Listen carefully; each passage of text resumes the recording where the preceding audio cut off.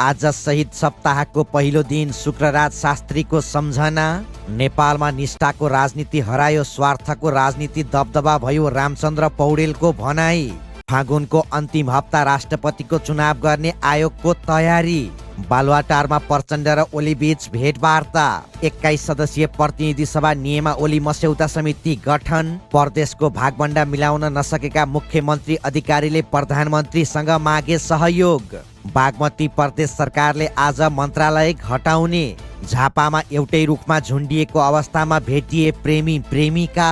सुदूरपश्चिमका पहाडी जिल्लामा हिमपात, घर बाहिर ननिस्किन सर्वसाधारणलाई आग्रह।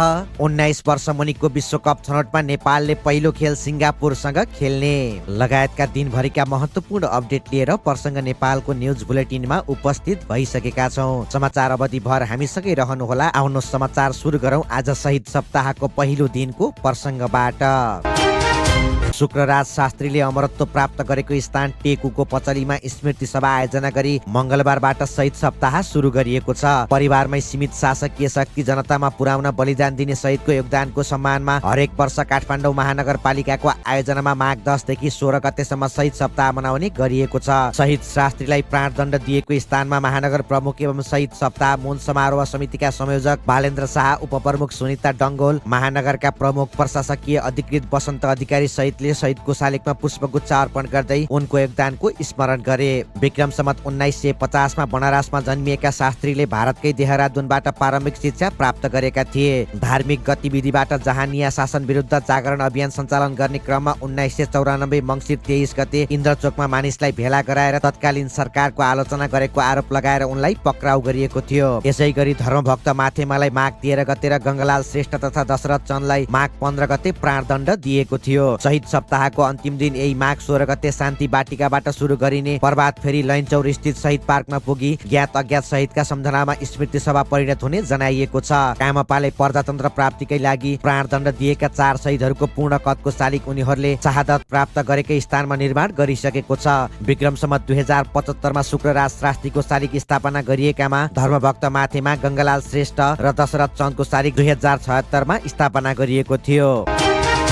नेपाली काङ्ग्रेसका वरिष्ठ नेता रामचन्द्र पौडेलले नेपालमा राष्ट्रिय नेतृत्वको अभाव भएको बताएका छन्। प्रतिनिधि सभाको आजको बैठकमा आफ्नो धारणा राख्दै नेता पौडेलले आफूलाई देशमा राष्ट्रिय नेतृत्वको अभाव खड्किन थालेको बताएका छन्। उनले भने मलाई भनौँ कि नभनौँ हुन थाल्यो, नेपालमा राष्ट्रिय नेतृत्वको अभाव हुन थालेको भान हुँदैछ। राष्ट्रिय आत्मविश्वासको अभाव छ, आफैप्रति आफैलाई विश्वास छैन, नेतृत्वले विश्वास गुमाएको अवस्था छ। यसबाट बच्न र विश्वास कायम गर्न सहमति र सहकार्यको आवश्यकता छ। नेता पौडेलले देशमा निष्ठाको राजनीति हराएको भन्दै चिन्ता व्यक्त गरे। उनले अहिले जताततै स्वार्थको राजनीति हाबी भएको उनको तर्क छ। नेता पौडेलले राजनीतिक दलको आडकै कारण देशमा अपराधका घटना बढेको बताए। उनले देशमा बढ्दो अपराध नियन्त्रण गर्न राजनीतिक दल नै एक हुनुपर्ने बताए। उनले भने अहिले हामी कहाँ अपराधलाई प्रोत्साहन भएको छ, दलहरूकै कारण अपराधीले प्रोत्साहन पाएका छन्। एकबाट बस्न अर्को दलतिर जाने र सुरक्षित हुने परिपाटीको विकास भएको छ। अब यसलाई रोक्नुपर्छ, यसका लागि राजनीतिक दल एकताबद्ध हुनुपर्छ। देशलाई समग्र रूपले ठिक पार्न राष्ट्रिय एकताको आवश्यकता छ।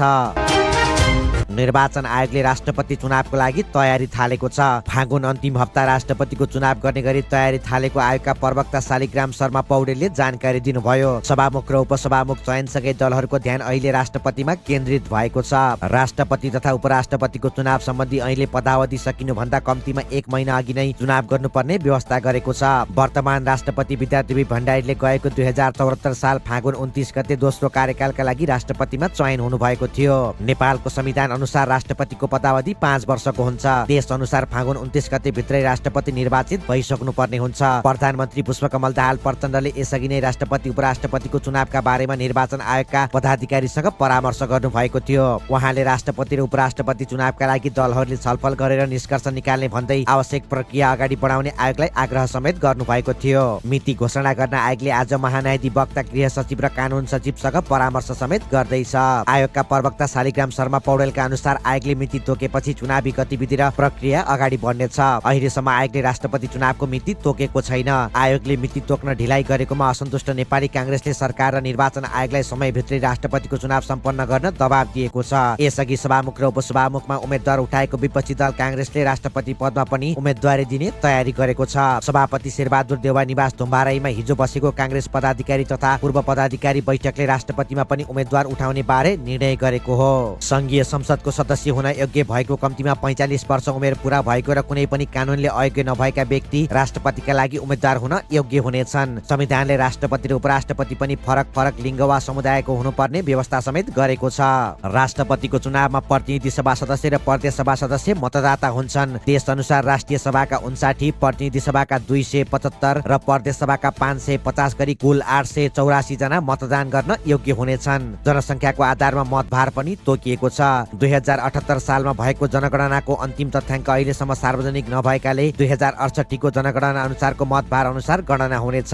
बहुमत प्राप्त गर्ने व्यक्ति राष्ट्रपतिमा निर्वाचित हुने व्यवस्था रहेको छ। राष्ट्रपति निर्वाचित भएपछि मात्रै उपराष्ट्रपतिको चयनका लागि प्रक्रिया सुरु हुनेछ। प्रधानमन्त्री पुष्पकमल दाहाल प्रचण्ड र नेकपा एमाले अध्यक्ष केपी शर्मा ओली बीच भेटवार्ता भएको छ। प्रधानमन्त्रीको सरकारी निवास बालुवाटारमा मंगलबार बिहान दुई नेता बीच भेटवार्ता भएको हो। मन्त्री परिषद विस्तार सभामुख र उपसभामुखको निर्वाचन सकिएसँगै दुई नेता बीच भेटवार्ता भएको हो। भेटका क्रममा निकट भविष्यमा हुने राष्ट्रपति तथा उपराष्ट्रपतिको निर्वाचन, राष्ट्रिय सभाको उपनिर्वाचन लगायतका विषयमा छलफल भएको बताइएको छ। यस्तै प्रदेशमा मन्त्री परिषद विस्तारका लागि विषयमा पनि दुई नेता बीच भेटवार्ता भएको बताइएको छ। प्रतिनिधि सभा नियमावली मस्यौदा समिति गठन गरिएको छ। मंगलबार बसेको प्रतिनिधि सभा बैठकमा सो प्रस्ताव सर्वसम्मतिले पारित भएको हो। 21 सदस्यीय समितिमा सांसदहरू अनिता देवी, डाक्टर अमरेश कुमार सिंह, गंगाधर चौधरी, चित्रबहादुर केसी, जीवन परियार, दिलेन्द्र प्रसाद बडु, नागिना यादव, प्रकाश ज्वाला, प्रदीप यादव, प्रेम सुवाल, महेश प्रसाद गर्तौला, रमेश लेखक, लीलानाथ श्रेष्ठ, विद्या भट्टाई, शक्तिबहादुर बस्नेत, सर्वेन्द्रनाथ शुक्ला, सीता गुरुङ, सुभाष चन्द्र नेमवाङ, शोभिता गौतम, हितराज पौडेल र ज्ञानेन्द्र बहादुर साई रहेका छन्। समितिले 15 दिनभित्र सो मस्यौदा तयार पारी प्रतिनिधि सभा बैठकमा पेश गर्ने कार्यादेश दिएको छ। प्रस्तावका प्रस्तावक सांसद देवेन्द्र पौडेलले जानकारी दिए। नेपालको संविधानको धारा 104 को उपधारा 1 बमोजिम प्रतिनिधि सभाले आफ्नो कार्य सञ्चालन गर्न, बैठकको सुव्यवस्था कायम गर्न र समिति गठन, कारबाही र प्रतिनिधि सभा समितिको कार्यविधि नियमित गर्न र प्रतिनिधि सभाको अन्य कार्यमा सहजता ल्याउन आवश्यक भएकाले सो मस्यौदा समिति गठन गरिएको हो। गण्डकी प्रदेशका मुख्यमन्त्री खगराज अधिकारीले प्रधानमन्त्री पुष्पकमल दाहाल प्रचण्डसँग भेटवार्ता गरेका छन्। आज बिहान प्रधानमन्त्री निवास बालुवाटारमा भएको भेटवार्ता प्रदेशको भागभण्डामा केन्द्रित रहेको बालुवाटार स्रोतले जनाएको छ।